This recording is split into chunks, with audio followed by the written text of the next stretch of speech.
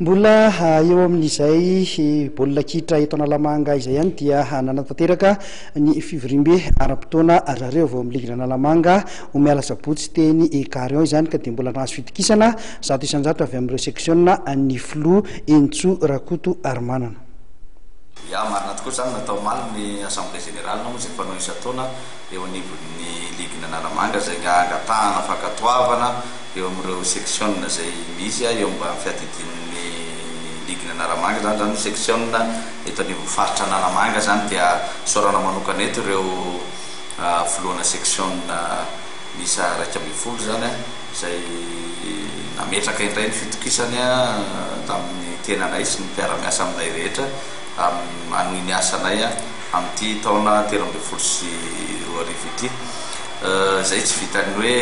fankatoavana fotsiny fa maro ny ezaka sy ny dingana tiana hotratrarina zany ao anatin'izay ao anatin'le baiko pitolomanay rehetra moa dia niraisana amin'ny hoe ara-metraka ny baolina kitra eto Antananarivo amin'ny toerana tokony isy azy zany. Zay no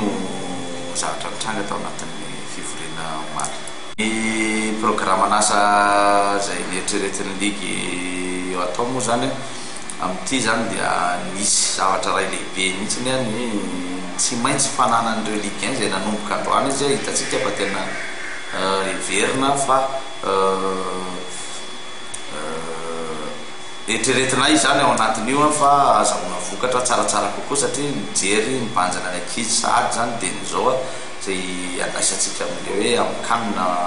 U17 zany eto amintsika amin'ny 2017. Zay zavatra zay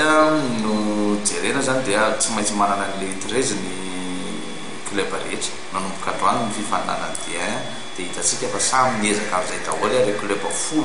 misy ato anatin'ny ligue. Zay mieritreritra hoe afaka roa taona telo taona any efa 17 taona zany reo ankizy 13 taona amin'izao reo anana relève tsara ny malagasy zay sady ihany koa mahazo an'io terrain synthétique io zay sorana ny nanao azy ahafahantsika mampiakatra kokoa zany